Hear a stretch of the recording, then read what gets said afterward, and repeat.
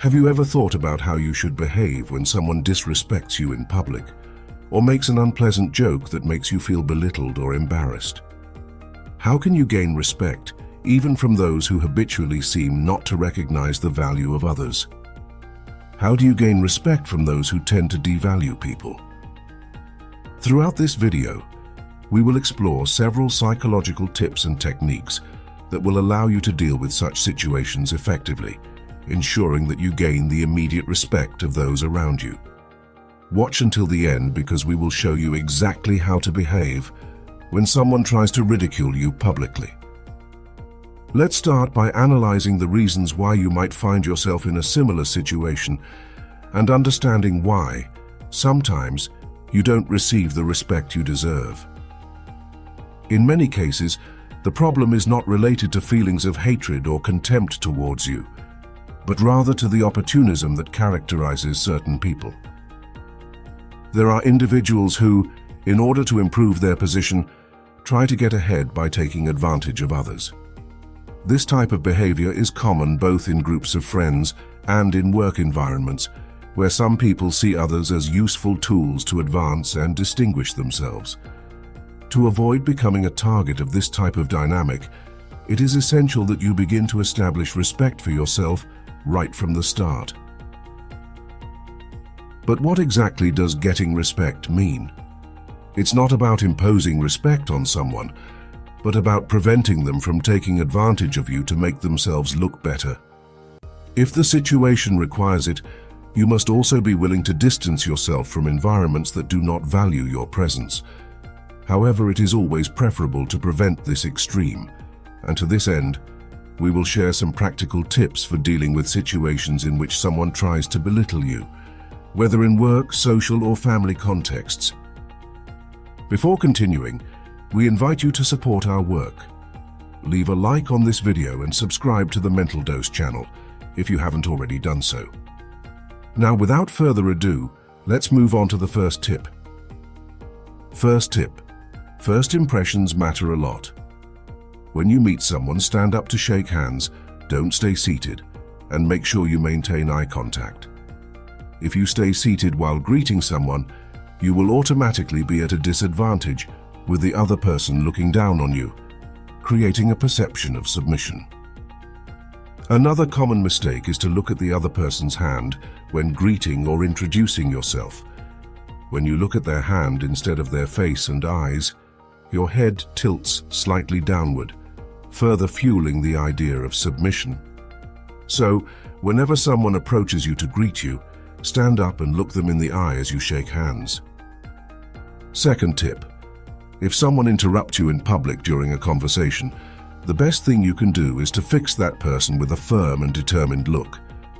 This simple gesture will send a powerful message, making the interlocutor realize that he or she has made a mistake. At that point, you can politely ask to take over again, using expressions such as, "Can I continue?" or "Can I pick up where I left off?" This approach will let the other person know that their behavior was disrespectful and that you will not tolerate being interrupted without reason. Often, this simple look of disapproval is enough to make the person stop interrupting you. This strategy works very well in public contexts, and often it is not even necessary to stare at the person in a threatening manner. It is enough to maintain calm eye contact, and the interlocutor will understand on his own that it is time to stop, perceiving the attention on him.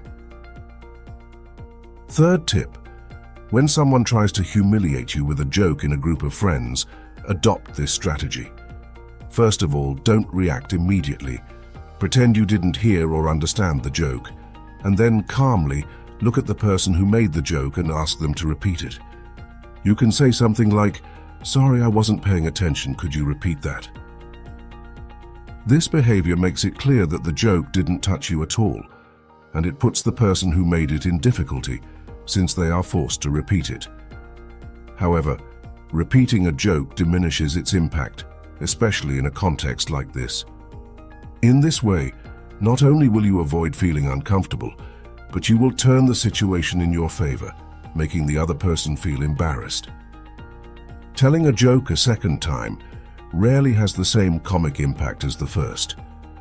With this move, you will not only avoid the awkwardness of the situation, but you will also be able to turn the tables, putting the person who tried to ridicule you in difficulty. Tip 4.